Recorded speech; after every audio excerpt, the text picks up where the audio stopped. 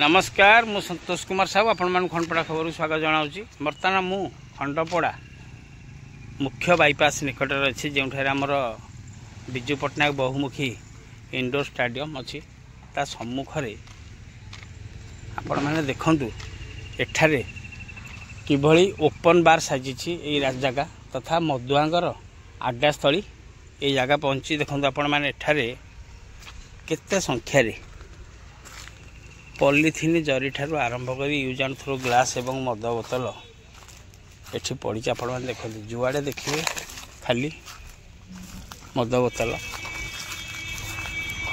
एवं पॉलीथिन जरी आपण मैंने देखंतु एठारे गोटे सॉलिड बार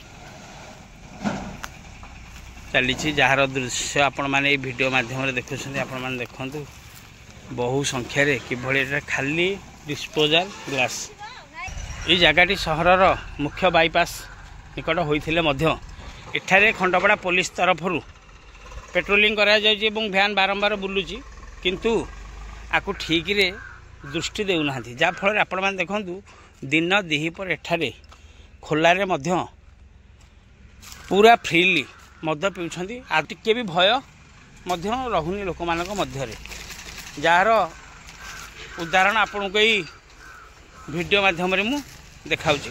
अनेक समय एठारे मध्य अप्रीतिकर परिस्थिति सृष्टि होछि गंडगोल ठारू आरंभ करी बचसा उभय भंग मध्य होछि जहाँकि ई पाखरे किछि लोक देखुछंती एवं ये रास्ता दे 1 नंबर आड़ को समस्त बासिंदा जाउछंती।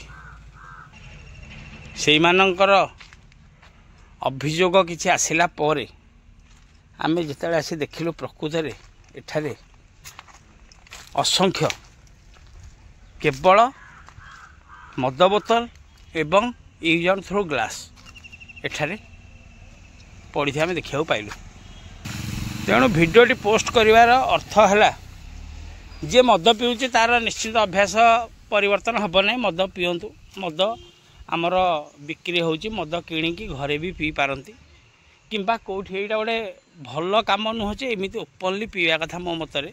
तेणु जदि मद आपणकर हाबिचुआल अच्छा ताहले आपण कौटी लुचिकी पीवा कथा किंतु यही पाखे जिम की शह शह संख्यार प्रतिदिन लेडीज को ठार आरंभ करी पिला माने आसुछंती एवं यही बाट दे आमर धार्मिक पीठ दुईटी अच्छी गोटे साई बाबा मंदिर एवं बंध विमलेश्वर मंदिर सेठाकू दर्शन निमंते मध्य बहु संख्यार लोक जीवासा करछंती।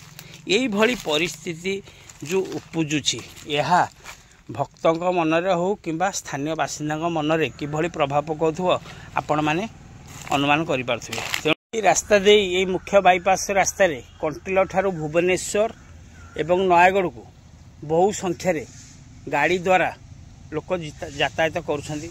रास्ता कड़े ये जो दृश्य आपण मैंने देखते ये मुख्य रास्ता ये रास्ता सीधा जाइए नयागढ़ को खंडपड़ा ब्लॉक छक ठारे